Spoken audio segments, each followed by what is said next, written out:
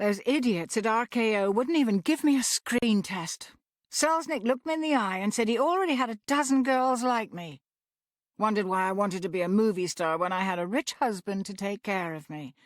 I told him that was the whole point of marrying the fat pig in the first place. Edgar is having another one of his degenerate parties tonight. I caught him in the bedroom laying out his black robe in that ridiculous goat mask he got from the prop department. He and his friends like to pretend they're such devils, dressing up and spouting mumbo-jumbo out in the garden at midnight. Every so often they pay one of the call girls a little extra to be their sacrifice. I'd tell them all what fools they are, but half of them work for the studios, and the rest are some of the most powerful men in the city. If Edgar can't make me a star, maybe one of them will.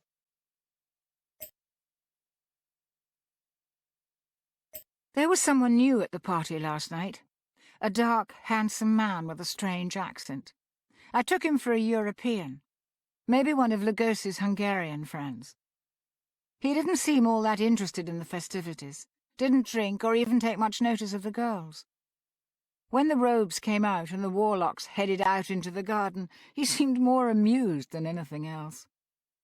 Somehow we ended up out on the veranda, sharing a smoke and listening to the drunken chants echo across the hills.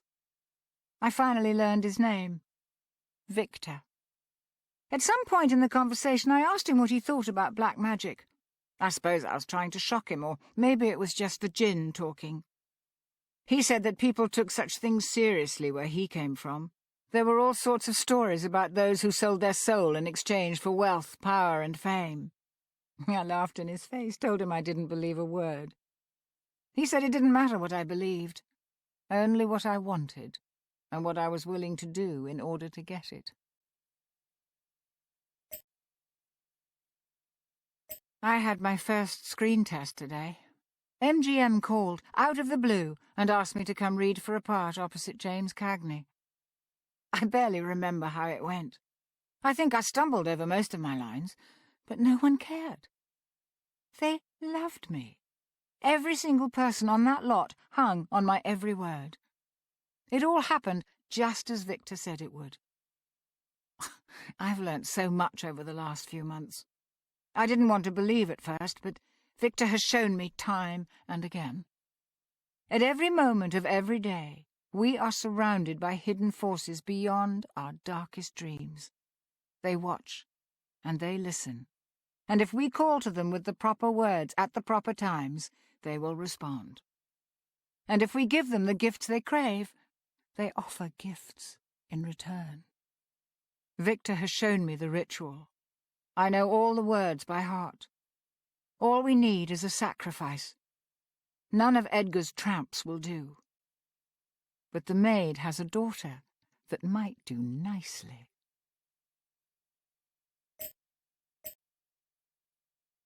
The feel of the knife in my hand, the words of the ritual echoing across the ballroom, the crash of thunder and the screams of the sacrifice. It's been a month, but every detail is still etched in my mind, as though it happened only last night. I called, and Malak answered.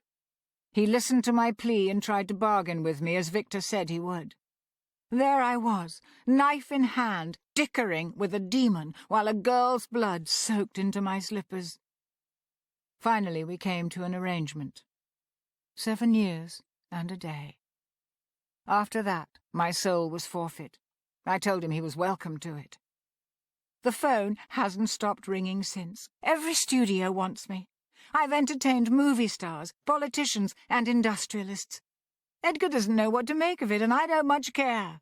I've got what I want. I don't need him anymore. Victor has disappeared. The day after the ritual, he emptied out his apartment and left.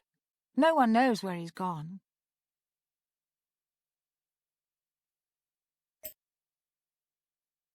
Selznick wants me in his next picture, says he'll give me anything. I told him I won't get out of bed for less than $5 million, and if he wants me on set, he'll get Bogart to star with me.